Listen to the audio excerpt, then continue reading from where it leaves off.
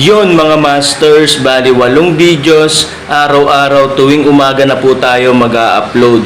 Maraming salamat sa mga solid kong masters dyan na patuloy pa rin na sumusuporta sa aking mga ina-upload na kwento o videos. At sa mga hindi nag-skip, maraming salamat po sa inyong lahat. At mag-iingat po kayo palagi and God bless. Magandang gabi mga masters, bali ngayon po ay 8 videos po ma-upload ko po sa aking YouTube channel. Tama nga mga masters, 8 videos nga po ma-upload ko. Yon, what's up mga masters? Nandito na naman tayo sa panibagong araw, panibagong kabanata na naman ang pagsasama-samahan natin ngayon guys.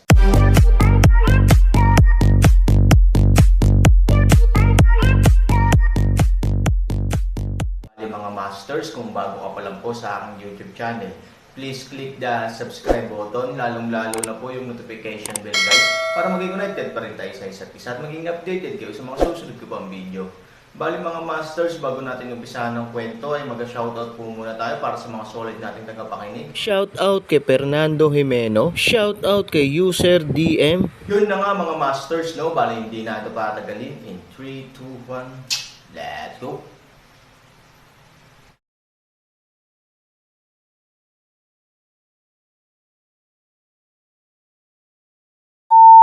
Ang buong kawalan ay tinatangay ng simoy.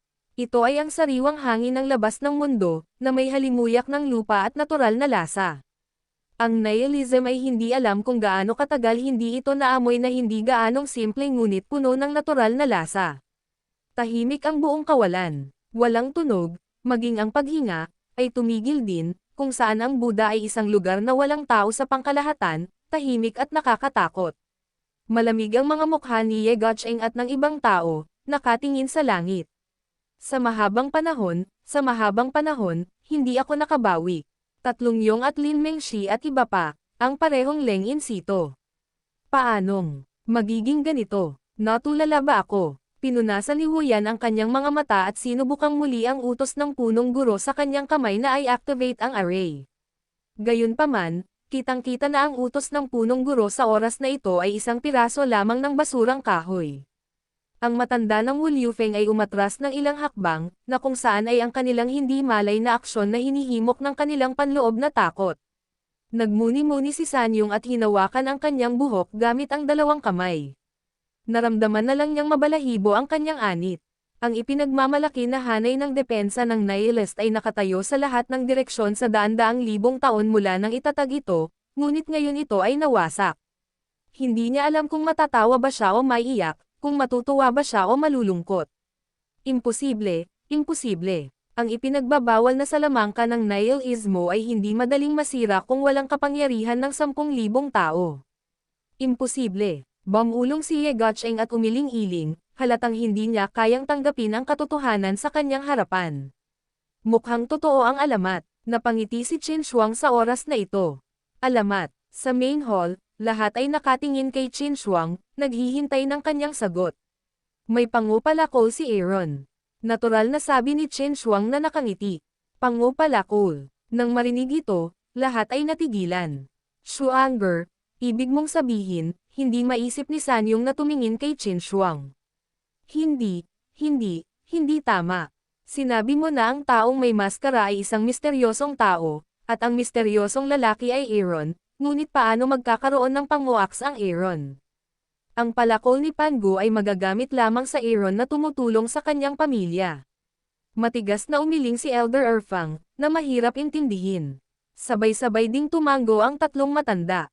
Ikaw ang nagpapakomplikado. Kailangan mong isipin na si Aaron, ang nihilist, ay nagpapanggap bilang si Fujiya Aaron. Hindi mo ba talaga iniisip na sila ay iisang tao?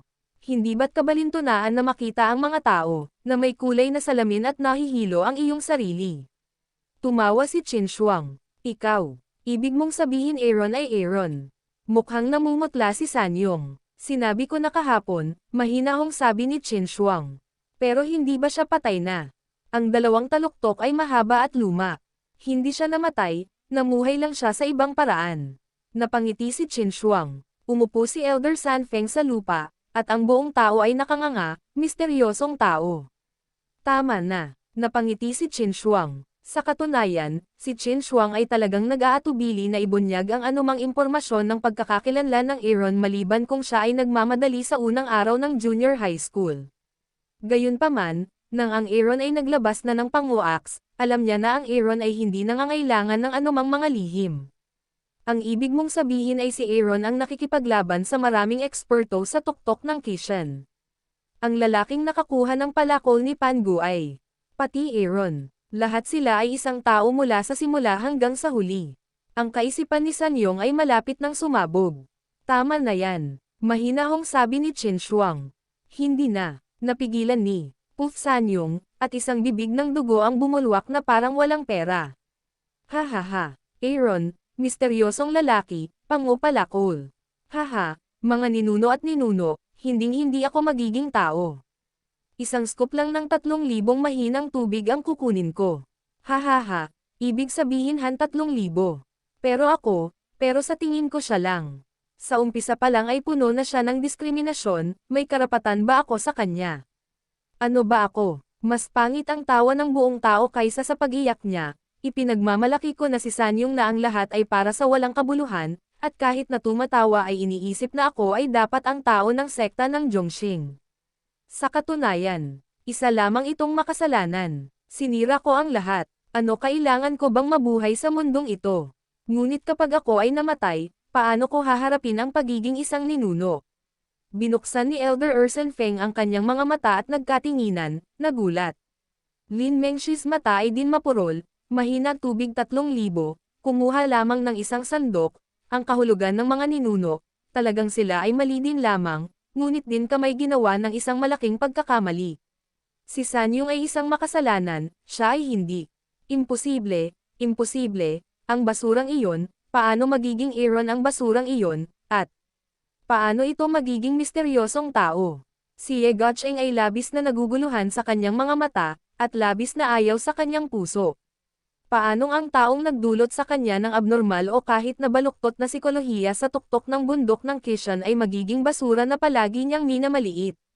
Isa lang siyang basura. Paano niya may kukumpara ang sarili niya? Sa oras na ito, nag-alinlangan siyang itaas ang kanyang ulo, sa kalagitnaan ng hangin, ang Aaron ay pumasok sa kaharian ng nihilismo. Sa gitna ng kalangitan, si Aaron ay may hawak na malaking palakol, nakasuot ng maskara, na may gininto ang liwanag sa kanyang katawan at lilang liwanag na bahagyang kumikinang, tulad ng Diyos ng digmaan. Hindi galit ang buong tao, kahit malayo, ramdam na ramdam ng lahat ng tao sa main hall ang matinding pang-aapi na dala niya. Nagkatinginan si Ye Gotcheng at ang iba pa, nakatingin sa isa't isa, at lahat sila ay natigilan saglit. Anong kalokohan ang ginagawa mo? Umalis ka sa daraanan ko, bigla na lang naaninag ito ni Ye Gotcheng at galit na sumigaw.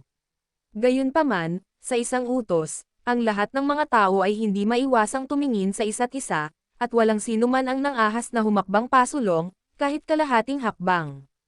Ito ay isang misteryosong lalaki na may lakas ng loob na harapin. Siya sabay-sabay na paninindigan, pagkatapos ay diretsyong dumaan sa Aaron.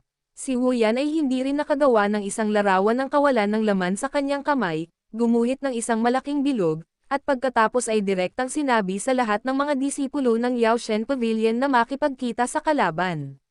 Sa pagtingin sa 12 matatandang may lason at sa dumaraming pulutong na nagmumula sa 234 na pik, hinamak ni Aaron ang pagngiti habang nakatingin sa palakol ni Pangu sa kanyang kamay, nakangiting sinabi niya, alam kong nagsumikap ka ng husto. Ngayon, hahayaan kitang magpahinga. Kumikinang ang palakol ni Pangu, na parang tugon kay Hansani. Skyfire, Moonwheel. Sa sobrang galit niya, naging dalawa ang pulang apoy ng langit at ang purple na buwan, gininto ang ilaw at sinalakay ang karamihan ng 3 taluktok ng Aaron ay diretsyo rin at sumugod sa 12 matandang lason na may dalang pango na palakol. Ngunit habang papalapit sila, mas nalilito ang 12 matanda. Ang lalaking ito, napakalakas ng aura. At ang halos 10,000 alagad na pumunta rito, natatakot akong lalo siyang lumala. Patikim siya ng ating 12 lason.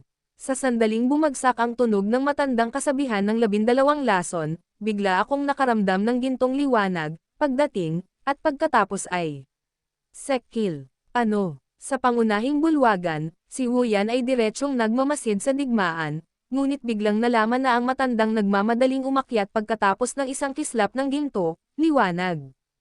Huwag magsalita tungkol sa katawan, walang nalalabi.